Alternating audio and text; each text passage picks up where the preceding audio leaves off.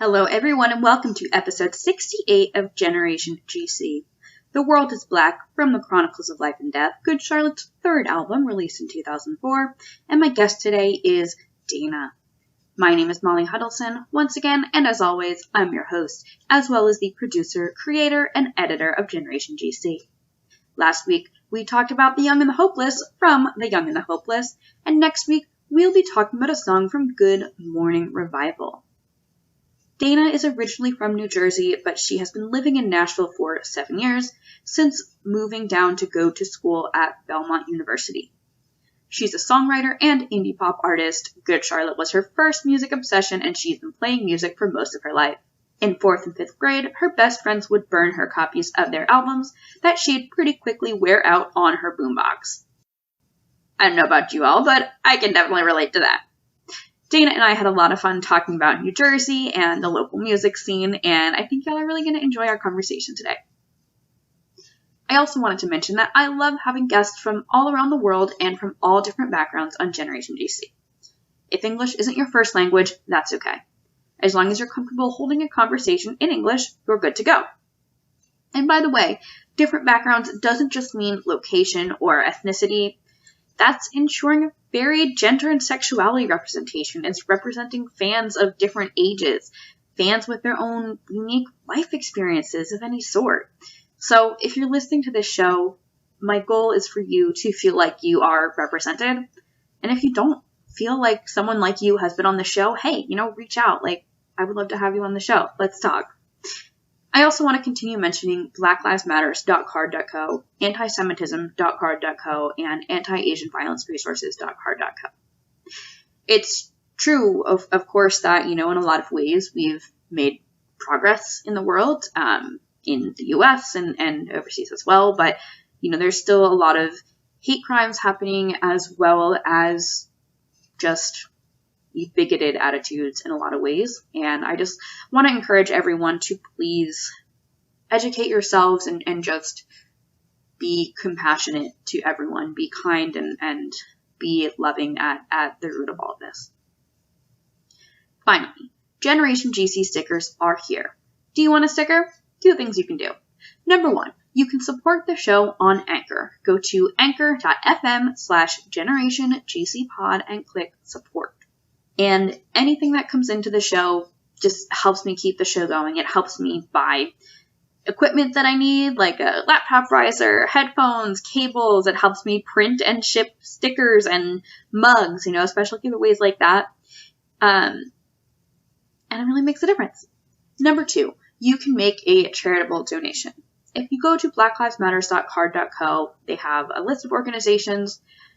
Pick one that calls out to you, make a donation, whatever you can afford to give. And then you're going to send me a screenshot of either your support of the show on Anchor or your charitable donation, along with your name and mailing address, and I will send you stickers. Also, please make sure you're following at Generation GC Pod, P-O-D, on Facebook, Twitter, Instagram, because sometimes I'll just post other ways you can get involved, make a difference in the world, spread the word about the show. I'll post different ways you can get stickers. Well, thank you all for tuning in, and now on to episode 68. So, The World is Black is track 10 on the Chronicles of Life and Death. Track 9 is The Truth. Track 10 is Mountain. It was written by Benji and Joel Madden. It was not a single, but it has been played live. Setlist.fm has it ranked number 36 with 26 plays recorded. Obviously, we don't know exactly how accurate that is, but it gives you kind of a ballpark. Between 2004 to 2008, they played it across US, Europe, Japan. So if you saw them in that time frame, there's a pretty good chance you heard this song live, but it doesn't look like it's really been pulled out since. Right.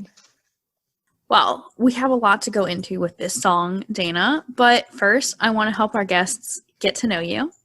So when did you first hear Good Charlotte, and what were your first thoughts on them? Yeah, so Good Charlotte ripped through my elementary school for some reason in 4th and 5th grade. Everyone loved them. And so I was probably, that was around 2004. So actually right when this album came out, I guess. Okay. And it was definitely my first band obsession ever, for sure. And I was listening to your intro for the podcast in general, and I heard that you mentioned that too, that it was like one of your first like band obsessions. But yeah, so before that, I only would listen to like what my dad and my brother would listen to. And this was like my first, I went all in. And so I went back and listened to like their last 2 albums, and I just became obsessed. Amazing.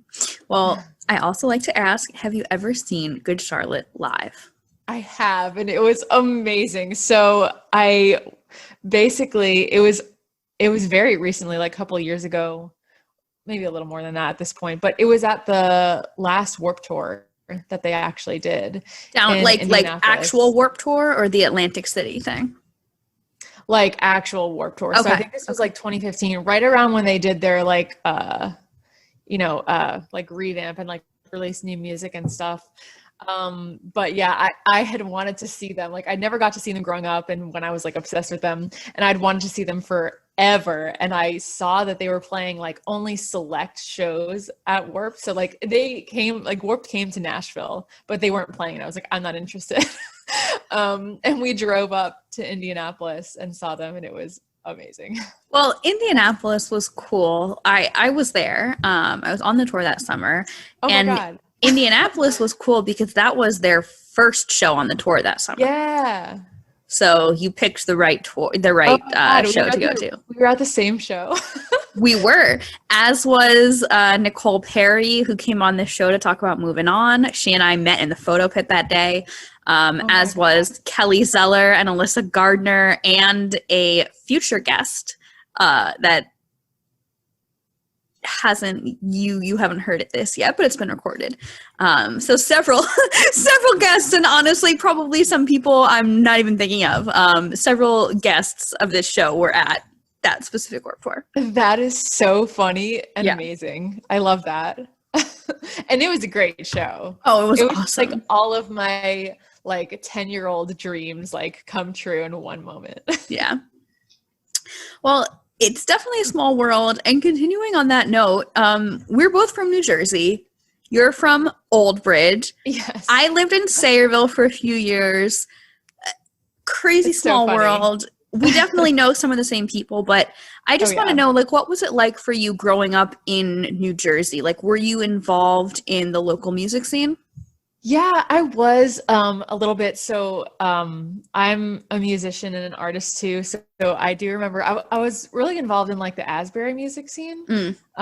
So like my parents would like drive me down there to do like open mics and stuff like that. They were so great. Like we would drive like 30 minutes just to do a freaking like open mic, which was amazing. But yeah. And but so, like, what are your options in Middlesex County, you know? Like, right. I mean, like, I was going to mention, like, me and my friend would go to like the Marlboro Rec Center to see shows. Like that was our option. So like when we went to Asbury, like we would see shows at like the Wonder Bar, the Saint, or I would play there. Stone Pony, like, yeah, that was more what I was involved in. And it was great. Asbury has a great scene. I was trying to move to Asbury before I ended up deciding to move to Philly, but it has so much going on for like a pretty small, like a smallish kind of town. And it's just such a great location, like right by the beach, so much great food too. And it's grown so fast. Oh my God, yeah. I remember even when I was like, you know, in high school, like going to play open mics, like it's just, in recent years, it's gotten so big, which is, it's good, but it's weird. When I was going down, so I grew up in Union County, and when I would be like 18, you know, home from college for the summer, going down to the Stone Pony, my parents would like warn me. They'd be like, Asbury Park, that is not like a place you want to be walking around. And I'm like, you know, a couple years later, I took my dad to like downtown. We got tacos at Mogo, and he was like, "Oh, okay, now I get it." Exactly. Yeah, that's so funny. Yeah. I know we talked about, you know, just talking about Old Bridge, of course. I know we talked about the Stolen. I used to work with them. They're in incredible band. What would you say they are? I guess like alternative pop. Yeah, alt pop rock. Alt pop rock, yeah.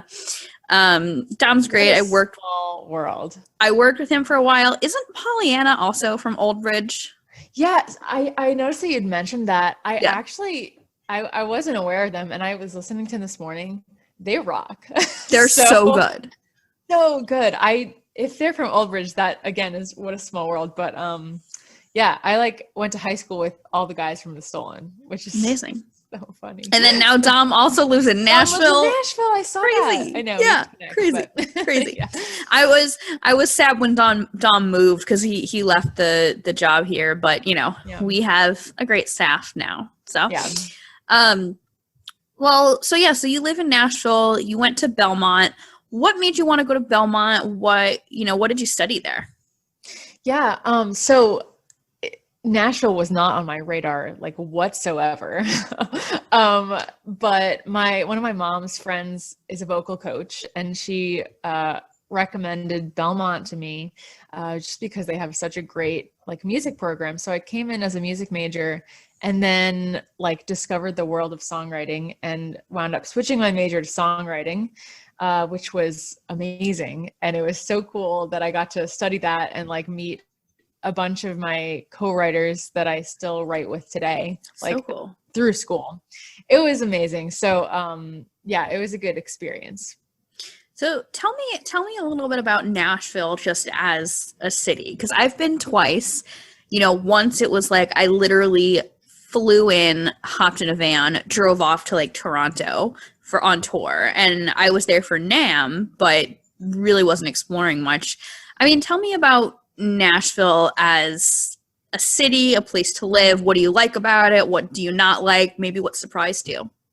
Yeah, I mean, what did surprise me is when I moved here, I was kind of assuming it was just going to be country music, which it's totally not. I mean, that's a big part of it. There's a lot of country music here, which is cool. I mean, I write some country, not from my own stuff, but for other people.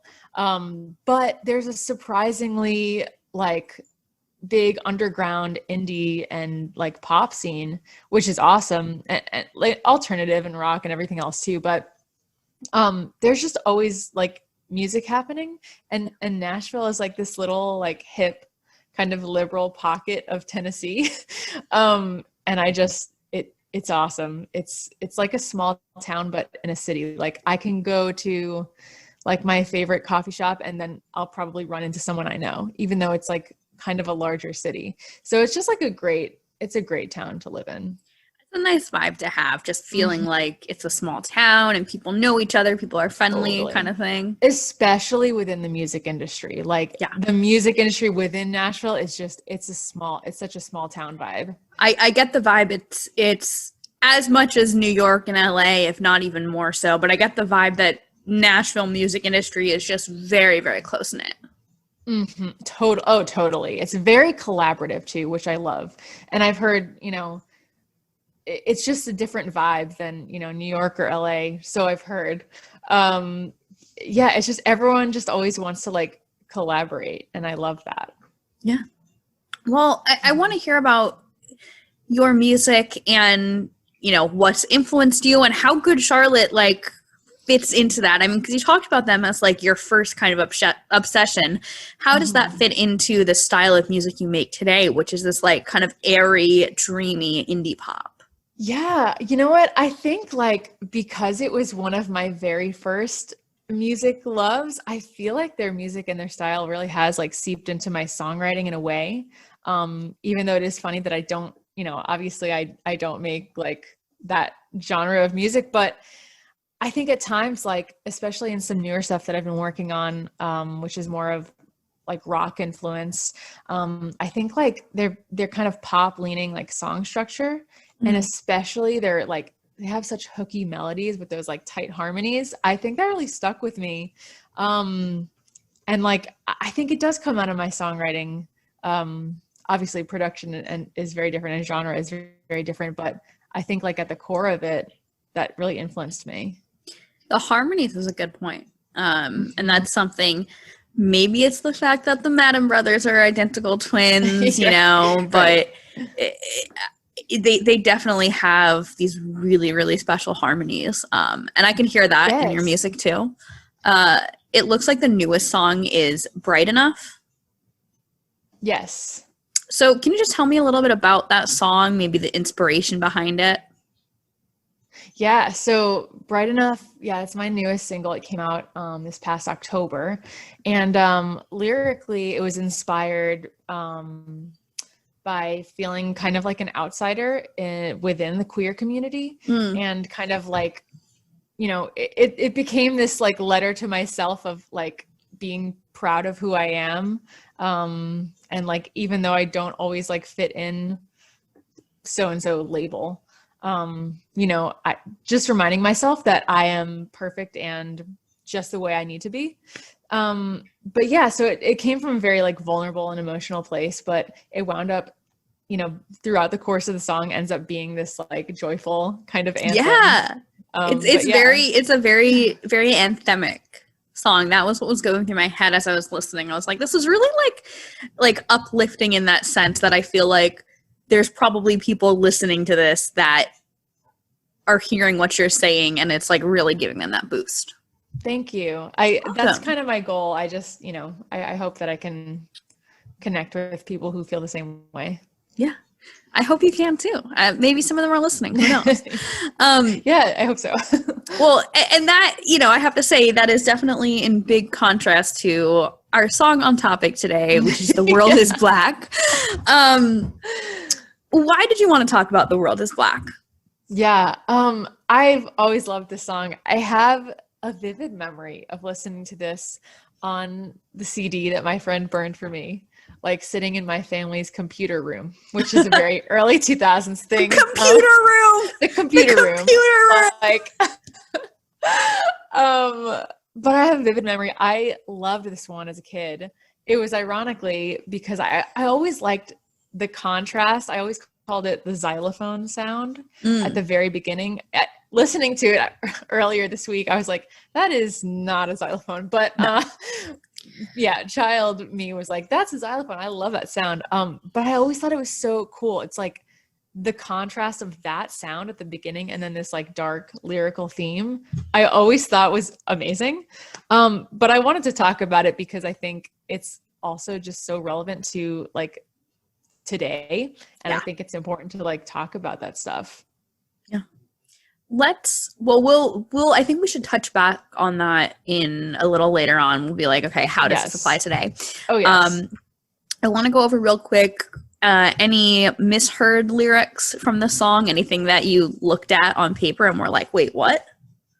Yeah, I don't think I had any misheard lyrics. But looking at the lyrics, it was interesting. I feel like I noticed things that I like really hadn't like honed in on before, even though I would sing it to myself. Like, you know what I mean? Like knowing the words. Yeah. I put that in there because sometimes you do kind of pick up on things a little differently when you see it written down. Totally. So anything particular that you felt you picked up on by like reading the lyrics? Yeah, I mean, okay, well, so two lines that always stood out to me in general was there's no one doing nothing, so there's nothing changed. Yes. That's like my favorite line of the song. Yeah, I was gonna say I feel like we're gonna have the same favorite. But the other one that really like stuck out to me on paper too was like the whole like people always tell me this is part of the plan that God's got everybody in his hands.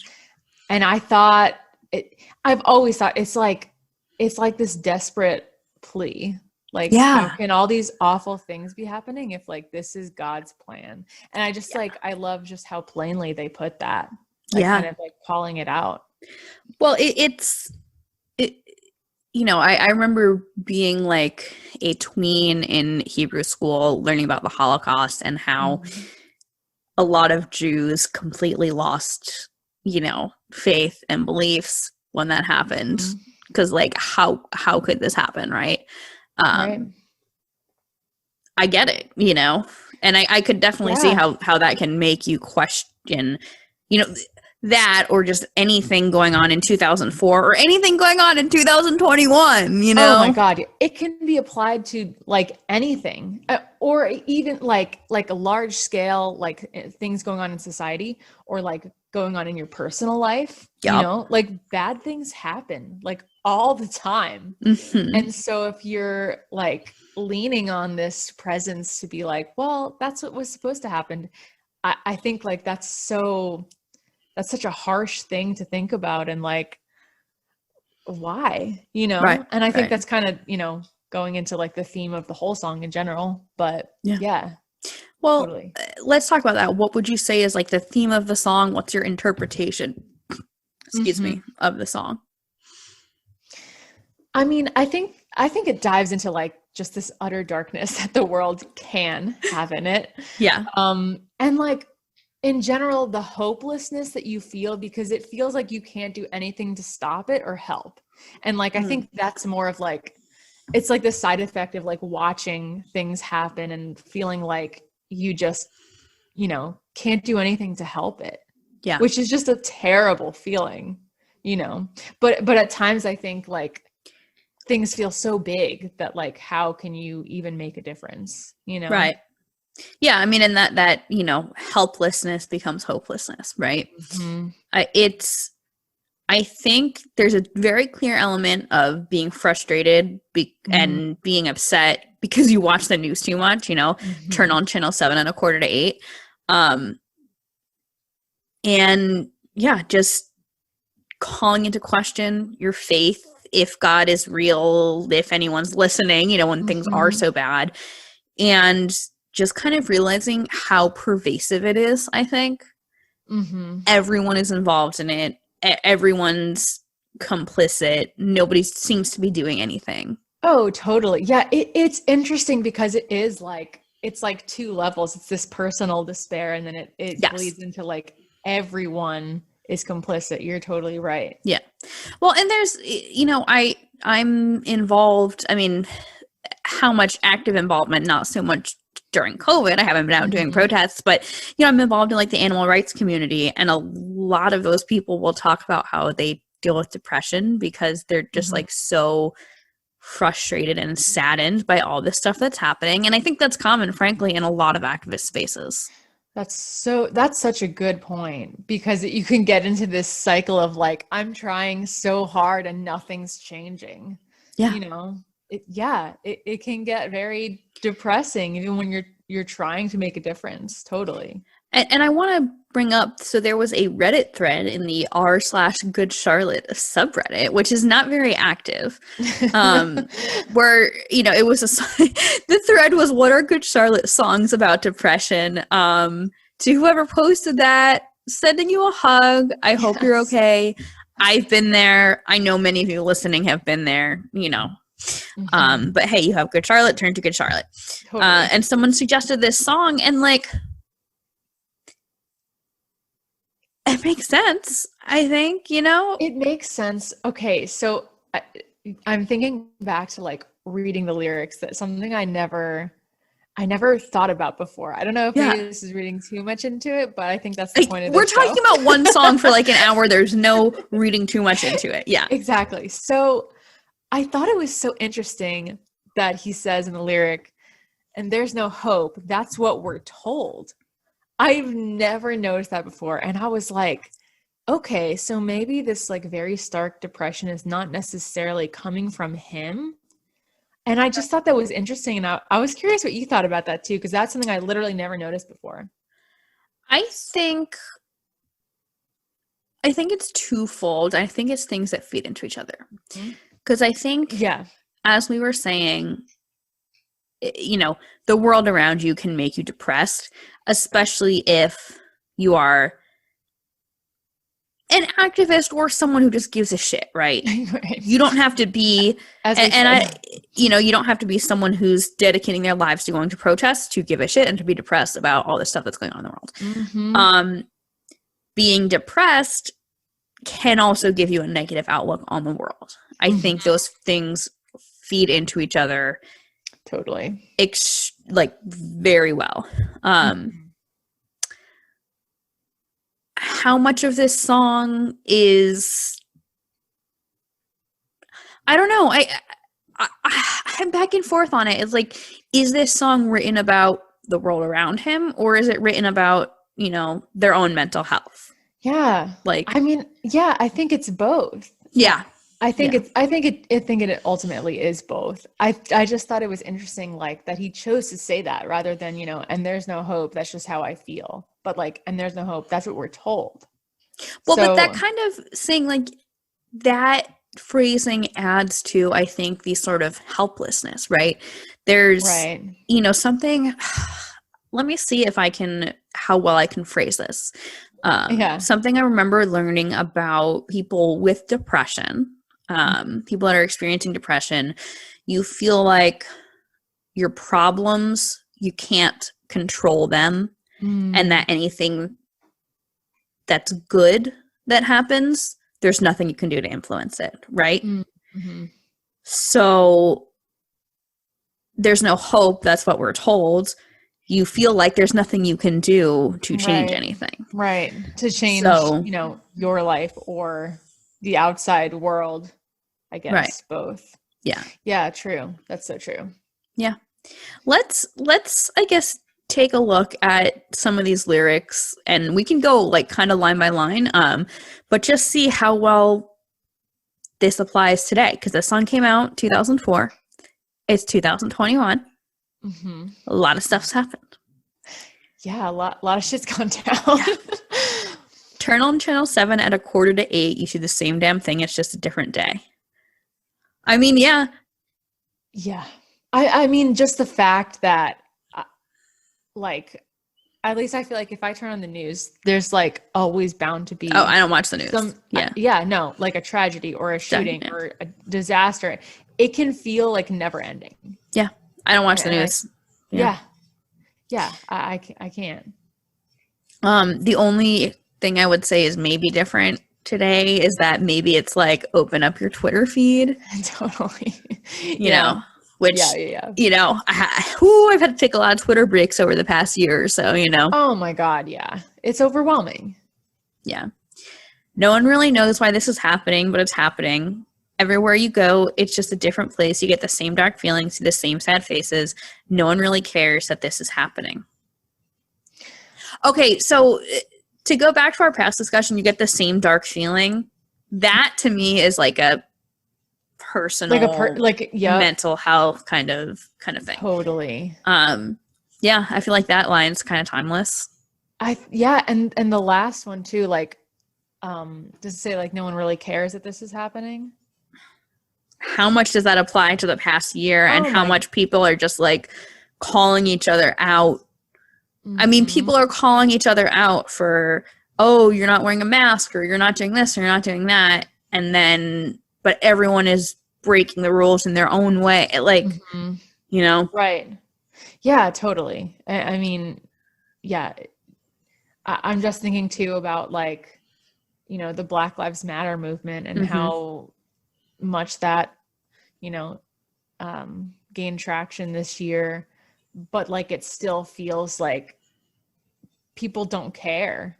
You know what I mean? I cut off a friend there were like multiple issues, but she straight up said, Black Lives Matter, I'm just not about that. And I was like, and there were, it wasn't one thing, it was many things in the same vein.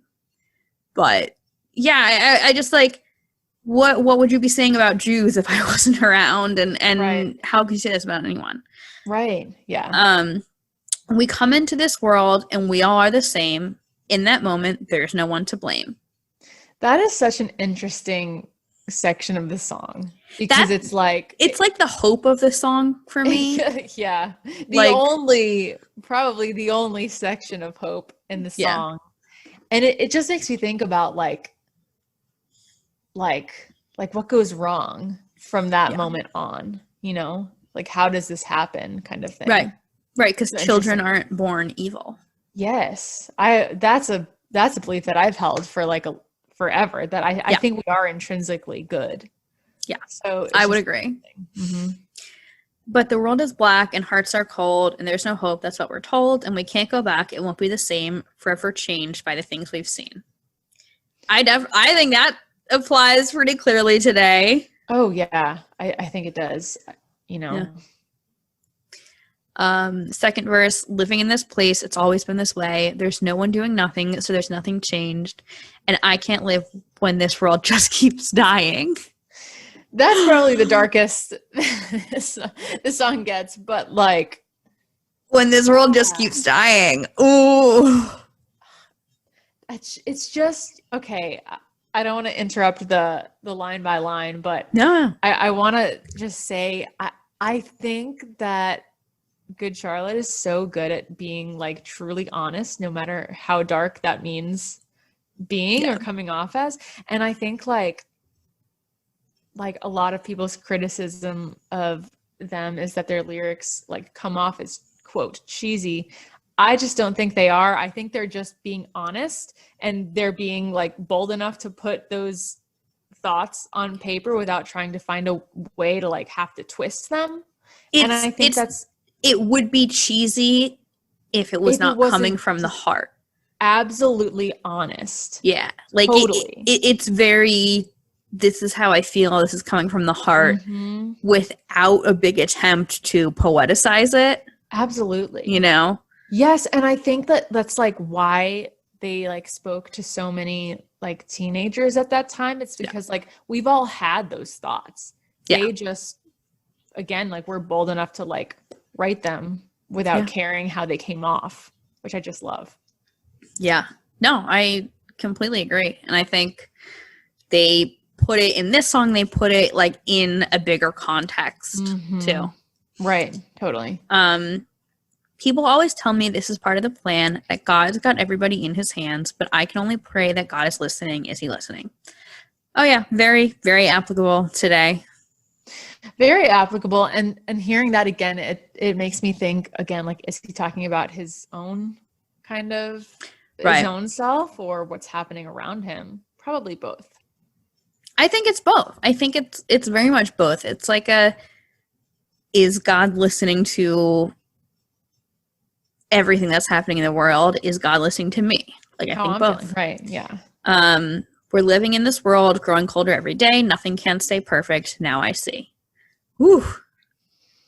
Yeah. That like calls back to like, you know, a baby is not going to be born evil, but right. A baby is also not going to be born devoid of hope.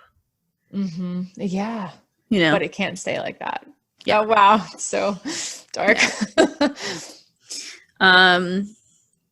Yeah. That's about it, I think, for the lyrics. But yeah, I don't know. Would you say it applies in 2021? Absolutely. And you know what? I think probably, unfortunately, it's always going to apply. And I think like if we were to listen to this at like, you know, different points in our life, it's going to call to mind immediately like whatever's happening in the world and in our personal lives. It's not like a dated song because it's not talking about specific things. Exactly. It's talking about how it all makes you feel, but it's not talking about, oh, I turned on the news and I saw this. Right. Totally. I do love, by the way, that they both start and end with turning on Channel 7 at 7:45, like that whole line. I think that's very clever to bring it back around. Totally, because it's like a cycle. You know what I mean? And it's like this endless cycle in your head of like, just like staring at the screen, you know? Yeah. I guess it's definitely not a xylophone at the beginning. Is it keys? Like, is it just a synthesizer, some keyboards? I think that's it's what I always some kind of synth. Yeah. I don't know why, like my, you know, 9-year-old brain was like, love that xylophone stuff. I mean, we all had our own thoughts at 9 years old. Who knows? Exactly. But I will say, like, listening as an adult, it is really interesting because it is like a very like kind of peppy like melody and sound in general. Yeah. And then he like just hits in with this like super dark lyric. And I just love that. Yeah. Interesting. And the acoustic guitar too. Yeah. Yeah, It's that a very just like jangly, sing-songy kind of acoustic guitar. Mhm. But the melody, like the vocal melody, it's got to be in a minor key. I don't, I don't have perfect pitch or anything, so I can't tell you what key it's in. But I'm listening, I'm like, this has got to be a minor key. Yeah, I think it is, especially when they hit that just minor chord in the chorus. Yeah. Like it just comes into focus. Yeah. Are there any other songs like by other artists that you think this kind of sounds like, or that remind you of this song in any way? I couldn't think of any other songs by other artists, and I think that's just because like we were kind of saying about like their harmonies, like it's very distinct to them. Yeah. I feel like they just have such a distinct sound that for me it's hard to like compare it to other bands even in the same genre. Yeah. What do you think? I put that on the notes because I was like, I don't know. I was like, I wonder, I kind of hope Daena has something to say. Yeah, I don't know. I mean, that's definitely a thing that I think sets them apart. And I was thinking about this earlier today that like they, you have a lot of bands that talk about the things happening in the world that are like the more punk bands, right? Mm-hmm. Maybe like an Anti-Flag. And you have the bands that talk about how things make them feel. That tends to be more like the emo bands, right? Mm-hmm. Right. There aren't a lot of bands that really talk about how shit that's happening in the world makes them feel. In such a blunt way. Right. Too. I mean, because it's like, you have Green Day American Idiot came out right around this same time. But that was such clearly like a concept album, and not to say it wasn't personal, because some of it definitely was, but right. It was like more poeticized, I think. Green Day. Totally. I think their lyrics are definitely more like poetic and metaphorical and at least on larger than life. And this feels like a literal journal entry. Yeah. At least by like American Idiot. Right, exactly. Rock opera. I mean, very like character story driven. Yes, totally. In terms of backstory for this song, I really was not finding much. I did a lot of searching. One thing I did find was that Music OMH, they did a live review of their show in Brussels, March 14th, 2005. And here's what they mentioned about this song. During The World is Black, as the trim beats mingle with the rhythmic bass, Joel has something important to say again. I wrote this song about the world out there. Sometimes I feel love, but today I woke up thinking, maybe I should go home, give up. Here it comes again. But I saw you, Brussels, and I fell in love. A little too sugary for my taste, until his twin Benji stands alone on stage with his acoustic guitar interpreting a very moving Wounded, relieving some of my nausea. I mean, that's a typical tour speech. Like you got to do that. But yeah. I just, you know what? I really appreciate in that like he just said like, okay, well, this day, I don't always feel like this. This day I woke up and felt that. Yeah. So I just had to write about it. Like, yeah. I appreciate just exploring like the range of emotions. Like, even if necessarily that's not, what all their songs are about or how he always might feel, like that's a valid emotion that happened in that moment. Yeah, and the acknowledgement of like, this is how I felt today, I think is good.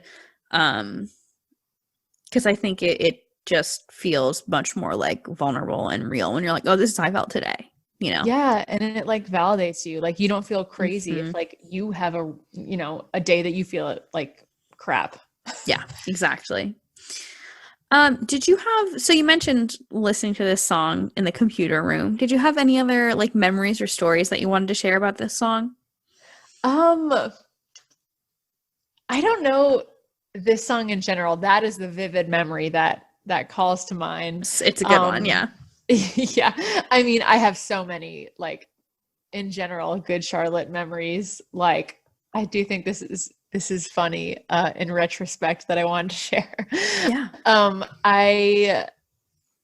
I had this clubhouse in elementary school in my backyard that my like dad built for me. It was like very cute. It was pink. And you walk in and there's this huge like wall to wall poster of Good Charlotte. And I thought that was so funny because I was like, oh, it's like a front like for this clubhouse. Then you walk in and I just like, I would listen to their music in there. But I thought that was hilarious. I'll just share that. I'm so cool for having a pink and frilly clubhouse that also has a Good Charlotte poster. Yeah. Yeah, exactly. Right. It was like a front. I would read like 17 magazine and listen to Good Charlotte. Yeah. Meanwhile, also, you know, take the occasional 17 magazine mention of Good Charlotte, you know, and plaster that on my wall forever. Oh, 100%. Yeah. I mean, me and my friends would make up dances to their songs in elementary school. One time me and my friend did we had like a gym show and we did in school and we did a gymnastics routine, paired to one of their songs. I don't remember which song it was, but man. Yeah, I know. But yeah, those are some of my fond memories. Those are great. I wish I could see the gymnastics routine. I wish. I always thought that A New Beginning would make good gymnastics music. Oh my God. Yeah. Like the different tempos and everything. Yes. Other Good Charlotte songs that a track relates to, I mean, All Black, I think. So that's the episode that's actually going up tomorrow is All Black. And I just love 2 albums in a row. They have a song, The World is Black, All Black. Yeah. Maybe someone needs therapy. Yeah. No, but yeah, no, I should cut that out. No, I just love that they have 2 albums in a row. They have The World is Black and All Black, you know. Hope you're doing okay. Yes. You're doing better. Hope things got better. I also thought of We Believe, which is, I think it's right after this song. And that's like. Yes. Okay. So yeah, go on. I love that idea. I've never put this together. I think it's like, The World is Black. It might be Mountain and then. Oh yeah, Mountain and then We Believe. Duh. But I saw that you had thought of that, and I love the idea that that's like that We Believe is like the counter curse to this song, you know, like the other side of the coin. I love that song. I remember crying to that song like as a kid. Yeah. Like I don't know, I felt it, but like I just love the idea that these like those 2 songs are like the personification of like despair and hope, but it's like about the same thing. I think that's such a great connection. And this song even says, you know, is God even listening, right? And then We Believe. I mean, when we did the episode on We Believe, I did it with Shannon Carlton. With her, like our discussion, we were kind of like, yeah, it's not necessarily religious, just about like love in general. Mm-hmm. But when I talked to Elijah Witt from Cane Hill about Mountain, like we brought up We Believe, and he was like, that is a worship song. So, but whatever, you know, however you take We Believe, that song is like, oh, there's all this shit happening in the world, but like we still believe in love, right? Like, yeah, totally. It's like the opposite of like this cry for help. It's like, it's just like it's like a cry of hope. I just love that. It reminded me, I don't know how familiar you are with Bruce Springsteen's music, but not very. Growing up in Jersey, my parents were huge Bruce fans, obviously. But it reminds me of his song Thunder Road, and he has this other song called The Promise that was released like years and years later. That's like this anti-Thunder Road, like this anti-hope song. And it reminds me of that. And I just love like when artists do that, and just like the other side of the coin type thing. I love that. I don't know if this one was necessarily on purpose or not. I mean, they're the same album. Right. So. Which leads me to believe that like they probably put the track listing in order for a reason. You know what I mean? Well, it's kind of okay. So here's my now interpretation of the track listing is like, the world is black, everything sucks, God isn't real. Mm-hmm. Mountain is like, I don't know, I found God again. Right. We believe is like, the world sucks, but love is real and God is real, right? Mm-hmm. Yeah. So interesting. Wow, for a Jew, I'm talking about a lot of Jesus right now. Yeah. Well, alternate versions of the song. So there was an acoustic version that was included as a B-side to the I Just Want to Live CD single, which like TBT to CD singles, because you would always get like cool acoustic versions and all that kind of stuff. Oh my God, I know. I mean, I guess now that kind of stuff just ends up being like different exclusives for blogs, and it still makes its way around the internet. But right. Let's read some reviews. Oh yes, please. So we're gonna start off big with the New York Times. But yeah, they just briefly said that this is a brisk Cure ripoff. Honestly, they'd probably be flattered to hear that's what the New York Times said about it, and talked about how the album is full of dress in black cliches. Some band somewhere might be able to make lyrics like these sound better than they look, but this one makes them sound even worse. Oh my God, that is so Ouch. That's brutal. That's brutal. Hip Online gave it a 5 out of 10 and said that songs such as Predictable and The World is Black are fueled by Joel's resolute drive to form a frank and thoughtful lyrical dialogue with his audience, keeping the faith with a loyal fan following that expects no less. Okay. Yeah. Oh, so that was like a full album review. Yeah. Predictable is another one of my faves. Yeah.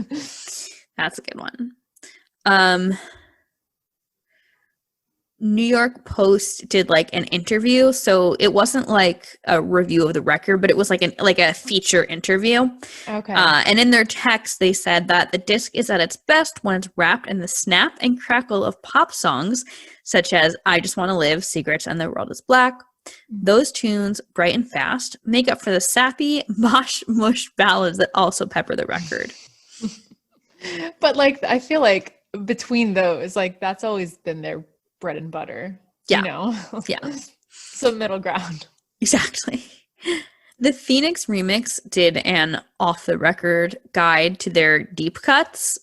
Great idea, by the way. Yeah, amazing. Great, and that's linked in the notes. I feel like I need to like blast this article just all over the socials because like I loved reading that. Another song with dark lyrics, but a really jolly melody. True. The song is one of the most fun on the album, as well as being contrasted as also being one of the most darkest. The lyrics are serious, but the jolly little melody makes it uplifting. The jolly melody. I mean, not wrong. The most fun though. You know what? 9-year-old me listening to the not xylophone sound was having a great time. So yeah, right. Maybe it's accurate. Right. I mean, if you were completely ignorant to the lyrics, maybe you'd think it's fun, but Right. almost not even because it's so clearly in like a minor key, you know? Mm-hmm. If you listen to the xylophone sound, Yeah, you might think it was fun. I was just laser focused. Right. All Music called it lyrically bitter. Not wrong. Not wrong. I want to read some YouTube comments from a fan upload of this song. Oh my God. One person, Joel Phillips, commented about how it was, relatable in 2019. Angie 2724 said 2020 hearts, anyone? Little Wanderer said this song intensifies in 2021. Lots of people from like the past year or two saying, wow, relatable now. I'm like, oh my God. Like people have like sought out this song specifically like in recent years. That's so interesting. Yeah. I mean, it's definitely relatable. Past few years. Bishop AP. I first heard this song on some random girl's MySpace page back in 2006. All I know about her is that she was going into the Air Force. I wish I could find her, if only to say hi and thanks for the awesome song. I love that. That's so specific. It's extremely specific. Maybe she's reading this or listening to this podcast. Maybe she read that comment. Maybe she's listening to this podcast. Who knows? I hope so. I mean, if someone is a diehard Good Charlotte fan, it's extremely easy to find this podcast. So, yes, it really is. Who knows? You should be listening. Yeah. If you're on Spotify and you type in Good Charlotte, like this will come up under podcast. So who knows? Yeah. Gabby said, "Is it sad that I just now finally found this song after hearing it on Flipnote Hatina? It's taken me years." When was that comment made?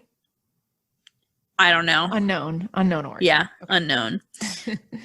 Last one I'll read is from Comets FTW for the win. Sure, we are told that there is no hope in the world is black, but who's to say you can stand in the world that is dark? Be the beacon of light that shines up the void, giving others that sense of hope. Wow, I love that. Yeah. I love that. I have to read one more YouTube comment, actually. Okay. Last Young Renegade. Found this song via an OC MAP. I don't know what that is. I don't know either. Because OC could be original content. It could be original character. Mm-hmm. Rediscovered it via My Immortal. Oh my God, I love that so much. You're familiar with My Immortal? Yes. So I haven't read it. I've been listening to Potterless podcast, and they've been talking about My Immortal for the past few weeks. Mm-hmm. Listeners, for anyone that's not familiar, so I haven't actually read My Immortal. I haven't either. Yeah, but you know of it. I know of it, yes. So I learned, I knew it was this like huge Harry Potter fan fiction, and I never read it. I've read other Harry Potter fan fiction, Right. I just never happened to read My Immortal. Mm-hmm. My Immortal is this like the most infamous Harry Potter fan fiction. The author of it is unknown. It's a mystery. It's also very emo, and there's like a lot of Good Charlotte references. Like they go like the character Ebony is her name, the main character. She and Draco go to a Good Charlotte concert in Hogsmeade in like the first chapter. Or I love. Again, that's so oddly specific. Right. I love that so much. That's hilarious. Yeah. That might have to be like a special podcast. I read My Immortal and just pick out and annotate the Good Charlotte references. That would be so fun. It would be very fun. Oh my God. Amazon Canada, I found a few reviews. B said that the world is black, the rhythm and sound aren't great, but the lyrics are meaningful. 4 out of 5. Okay. Josh Anderson said it's another bouncy pop punk song. This one is about the cold, honest reality of the world we live in. Chelsea said it sounds a lot like The Cure. Not wrong. Yeah. Okay. We'll read a couple comments from Song Meanings. Okay. Azora said, LMAO, this song hardly needs explanation, but it's about the world being so effed up and just getting more so every day. That's true. I mean, it's very to the point. Yeah. It's to the point without telling you what he's talking about. You know what I mean? Right. Again, like it could be about literally anything, but like, you still know exactly what he's talking about. Definitely. And it's when it came out, you had ideas of what he was probably thinking about, Dementia said, I hate GC ... for what they are. They sold out, but this song's good except for Joel's whiny ass. They sold out. Not at this point, even like if you want to say they quote sold out, but right. I Heart Lee said, reminds me of Simple Plan's Crazy. Even though they are completely different, I'd see them as wake-up calls, telling people to see the world for what it is and to not look through rose-colored glasses. Oh, that's an interesting point of view, actually. Yeah. I like that. I like that a lot, and it's not wrong at all. Yeah. Dread Unknown said, another one of Good Charlotte's horrid works. There is no meaning in this song. They are just whining. Oh my God. Ouch. So, ouch. Yeah. They're their feelings. They had a lot of feelings. It's fine. TL Chris Taylor said, I'm not the biggest fan of GC, but I really like this song. Oh, that's sweet. Yeah.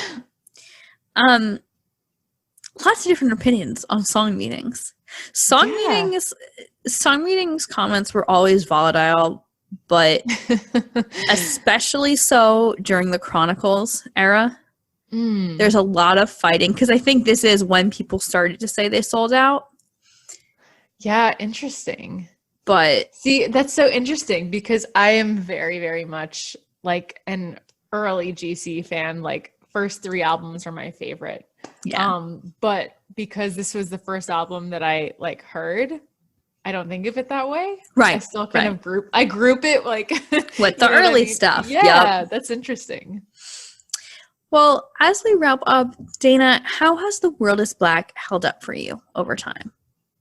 I think it maybe even got like better. I think it has held up, and I think it's just it has 100% more meaning now to me. Yeah, personally, like than it did listening to it as much as I loved it. Just because I think I'm so much more aware of like what they were talking about and, you know, navigating the world and seeing things through the scope of, you know, an adult person's eyes. I think it holds more meaning than ever to me. I think it holds a lot of meaning for me. And, you know, we went through it line by line. And I think realizing how timeless it kind of is. Yeah. Like how just applicable the state of mind of this song unfortunately continues to be. You know, we can listen to this and be like, okay, in like 2004, probably he was talking about George Bush, probably he was talking about the Iraq War, you know, but how much is going on today that we can relate it to. And I think that's because the emotions that he talks about in the song are just so raw and like so vulnerable that it can be applied to almost anything at almost any point in time. Exactly. Well, Daena, what has Good Charlotte meant to you over the years and how has that changed? You know, I think they've meant so much to me over the years because, you know, again, me as like an 8-year-old hearing them, it just opened up this whole new world of music for me. And it was really the first music I discovered myself and not copying my older brother and my dad. And it like felt like mine. And over the years, honestly, I've only loved them more. I think it was like late high school when I got into their like self-titled album, like really got into that one hard. And so I don't know. I just like, I've loved them even more over the years. And like, I always go back to them. And I don't know. Another thing too, is like I don't know, at least in my lens, them being not like the not as popular pop punk band, like everyone loved Fall Out Boy, Green Day. Like, but when I don't know, when I tell people like Good Charlotte was like my band, they're kind of surprised. And I just feel like, like it was kind of niche and I love that. I don't know why, like it makes it like feel even more personal. As big, yes, definitely. And I think that's why, I mean, there's a podcast, Blink 155. I listened to a few of their episodes. I mean, great show. And yes, that's also very niche, but I feel like this is even more niche in like a slightly different way. It is. And like I think as you're about to say, like as huge as they were, like, I mean, like the anthem was like absolutely huge. Yeah. And I mean, tons of other hits, but like, they still kind of felt like your bands. Yes. Yeah. They always did. And they still do. They really do. Which is like I mean, that's like a whole discussion of its own, but it's like, I feel like it's this combination of, they still had a lot of people going, no matter how big they ever were, still had a lot of people going on about how they didn't like them.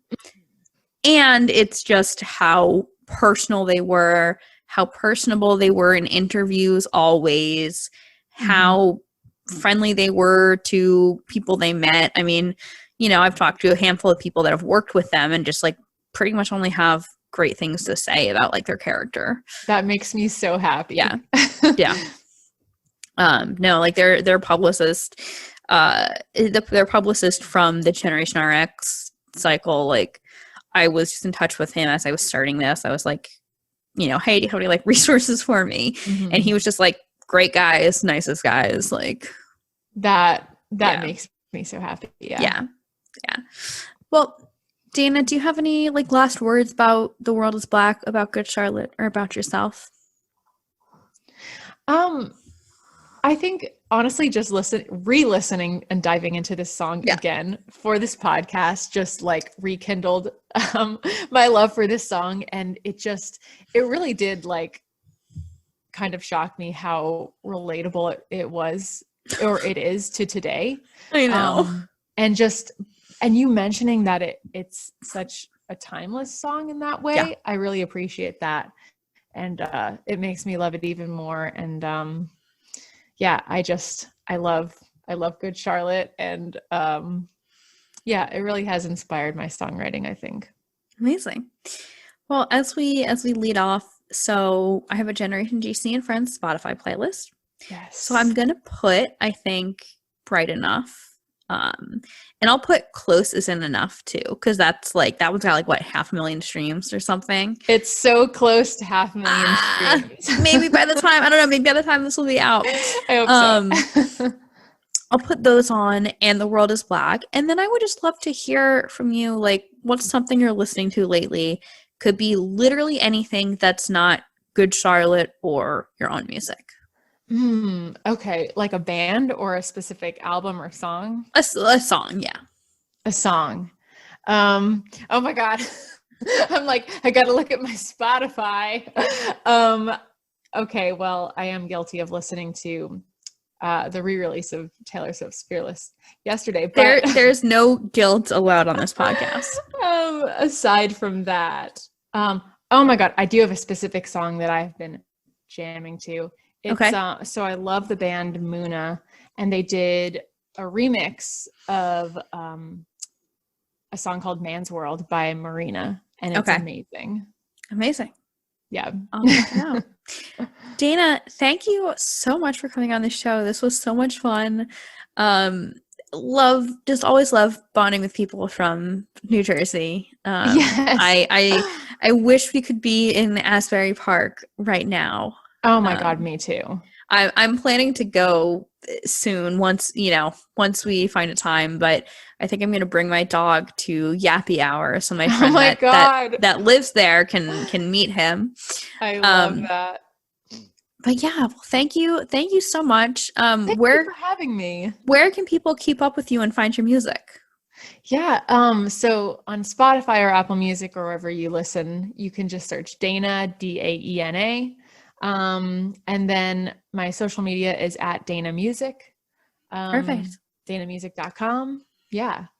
Amazing. Daena, this has been so great. Listeners, thank you for tuning in. Let's talk about some self-care. We'll go on Twitter, and I think we'll have to do some self-care, self-check-ins, chats after something like this. But yes. Thank you for tuning into this episode. Last week, we talked about The Young and the Hopeless from The Young and the Hopeless. And next week, we'll be talking about a song from Good Morning Revival. My name is Molly Hudelson. I've been your host, and you can follow Generation GC at Generation GC Pod, POD, on Facebook, Twitter, and Instagram. You can also follow me, Molly, at M Hudelson, MHUDELSON, on Twitter and Instagram. If you're on Facebook, please come and join the Generation GC Fam Facebook group. We'd love to have you. Let's hang out. We'll have fun. Thank you all for tuning in. Please rate, review, subscribe to the show wherever you listen, and tell your friends.